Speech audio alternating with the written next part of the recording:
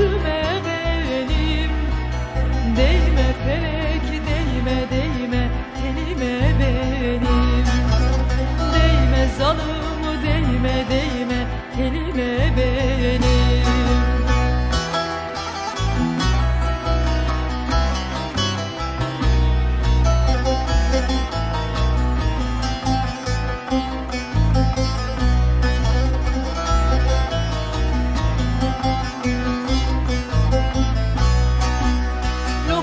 Hekim gelse dost dost sarmaz yarayı.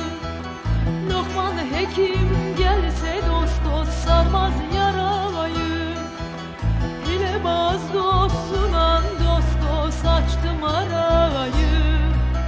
Hilebaz dostundan dost dost açtım arayı. Ne köşkümü koydu dost dost ne de sarayı. Köşkümü koydu dost dost ne de sarayı.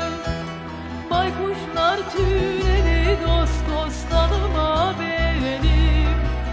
Değme felek, değme değme telime benim. Değme zalim, değme değme telime benim.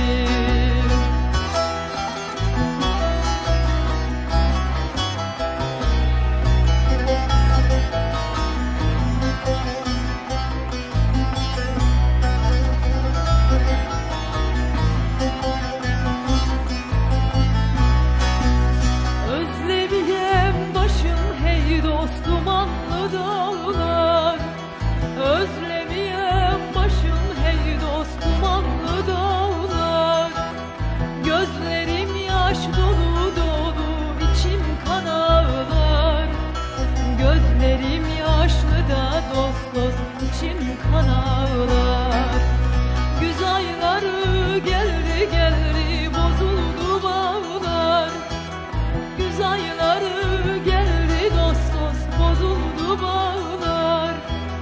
Hazan yeli değdi dost dost gülüme benim. Değme felek, değme değme telime benim. Değme zalim, değme değme telime benim. Değme felek, değme değme telime